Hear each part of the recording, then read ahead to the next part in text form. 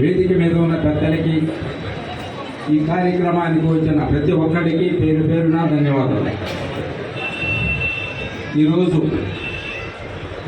ఇక్కడ మనం ఓడిపోయినాము అని అధైర్యపడమండి. ఎందువల్లంటే గెలిచిన వాళ్ళకి ఓడిన వాళ్ళకి పెద్ద డిఫరెన్స్ ఏం లేదు. వాళ్ళు వచ్చి మనల్ని ఏదో కొడతారు చేస్తారు అనుకోవటం అనేది మన పొరపాటు. వాళ్ళకు సరైన దీటైన జవాబు చెప్పగలిగేదానికి మనకు వేదిక మీద ఉన్న వాళ్ళు ఎవరు కూడా తగ్గరు. సహజంగా గెలుపు ఓటములు అనేవి ప్రతి ఒక్కరికి ఉంటాయి. ఇంతకుముందు 19లో చంద్రబాబు నాయుడు ఓడిపోయాడు, ఇప్పుడు మనం ఓడిపోయినాం అంతే.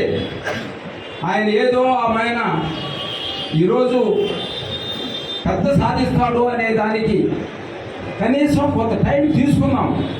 ఎంత సాధిస్తాడో అనేది కూడా చూద్దాం. ఆయన ఎంత సాధిస్తాడో చూసిన తర్వాత కావాలంటే మనం ఆయన్నే ఉంచుకుందాం.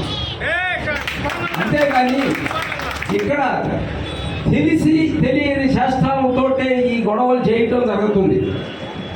ఎవరికి కూడా వాళ్ళకి కానీ కనీసం తెలిసిన జ్ఞానం కానీ ఉంటే ఈ గొడవలు అనేవి చేయరు. దీనికి వడ్డీతో సహా వాళ్ళు మళ్ళా స్వీకరించాల్సి వస్తుంది.